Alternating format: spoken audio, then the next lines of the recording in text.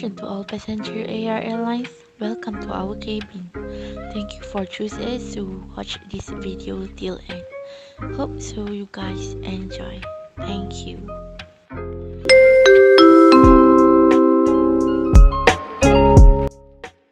Hai, nama saya Nur Ijati binti Saimi. Nombor metik saya ialah 057437.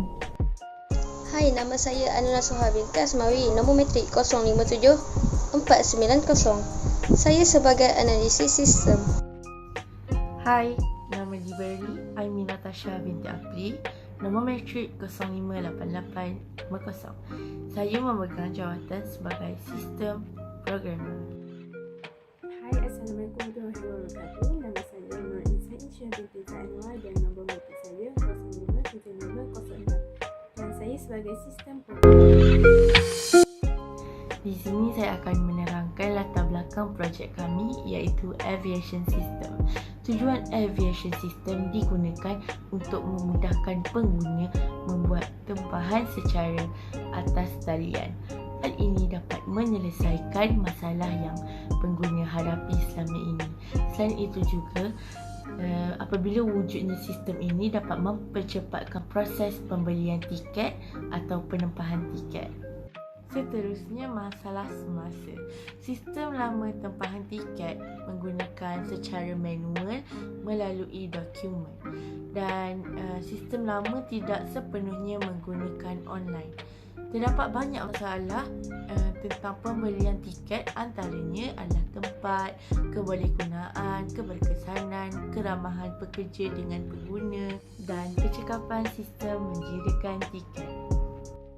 Objektif projek ini adalah untuk merancang aplikasi aviation system yang membolehkan pelanggan mencari dan menempah penerbangan. Ia terdiri daripada pelayan SQL yang berfungsi sebagai pangkalan data untuk projek ini. Terdapat dua jenis pengguna iaitu pelanggan yang dapat mengakses maklumat yang diberikan oleh laman web dan pentadbir yang mengubah dan mengemas maklumat.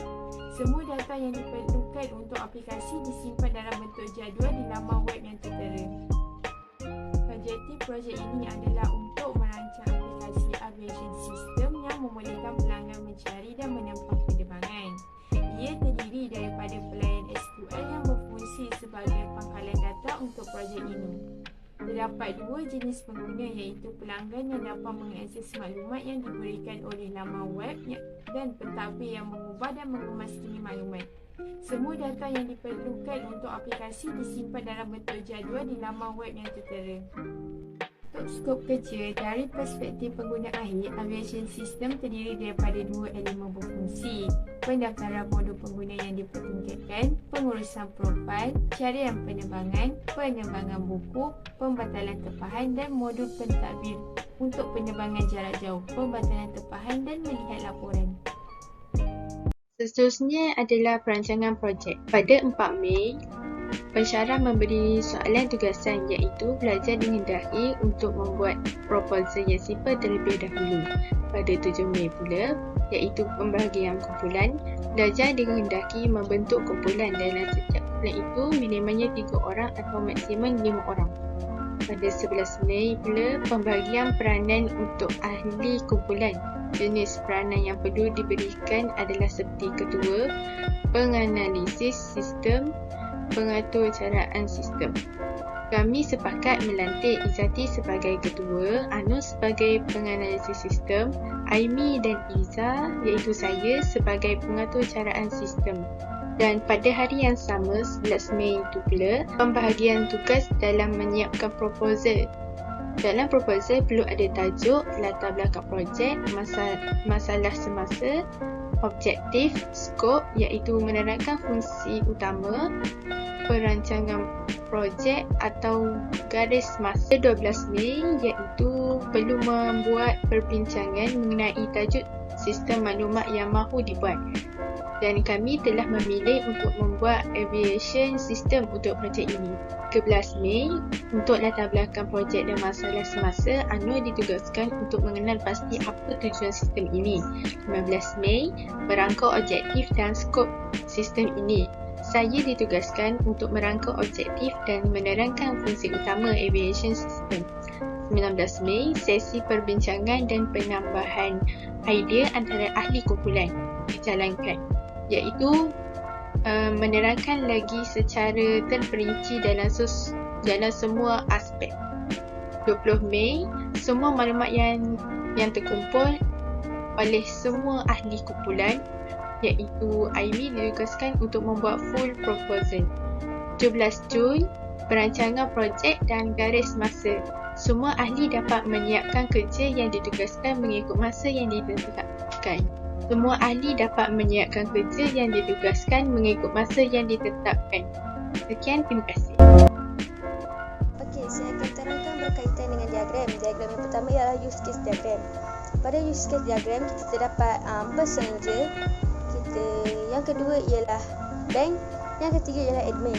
Pada bahagian passenger dapat login sistem, availability check, dapat book tiket, buat pembayaran iaitu payment, cancel tiket dan juga check status flight. Check flight status. Okey, pada bahagian admin pula, admin dapat cancel tiket dan juga buat update jadual penerbangan. Seterusnya pada bahagian passenger tadi, pada book tiket, passenger dapat memilih seat iaitu tempat duduk pada bahagian dalam flight. Seterusnya untuk bank dapat validate cards detail. Pada bahagian kelas diagram pula terdapat role class, user class, promotion class dan sebagainya. Kita dapat lihat pada raja ia saling berkait antara satu sama lain. Okey, yang ini bahagian home system kami. Kami membuat secara slideshow untuk menunjukkan iklan-iklan dan promosi yang ada di aplikasi ini. Okey, pertama sekali kita perlu register atau login account untuk membeli tiket. So, untuk yang tak ada account, kita boleh register account terlebih dahulu dengan memasukkan first name, last name dengan password dan kita boleh register. Dan untuk yang dah ada account, terus tekan already have account dan terus login dengan username dan password. Selepas login account, kita perlu search tiket untuk kita booking kapal terbang untuk percutian. So, kita kena masukkan from, to, departure, return, passenger, cabin class dan seat. Lepas tu boleh tekan book now. Jadi kita dah berjaya booking tiket. Okey, kat sini senarai apa yang kita booking tadi. Kita boleh juga edit dan ini interface dia dan kita juga boleh delete. Bila kita delete dia akan keluar begini. Okey, seterusnya masa kita untuk bayar apa yang kita telah booking tadi. Kita masukkan method apa yang kita nak gunakan seperti online banking dan apa jenis kad kita seperti bank Islam ke, Maybank ke dan sebagainya. Lepas tu kita boleh submit. Lepas tu kita perlu isikan detail-detail yang diperlukan seperti nama, tiket ID, account number, amount, telefon number, date. Dah tekan pay tu nanti payment kita akan berjaya. Kita juga boleh print receipt kita sebagai bukti dan ini adalah detail-detail yang kita masukkan sebentar tadi. Selepas itu kita boleh print boarding pass kita.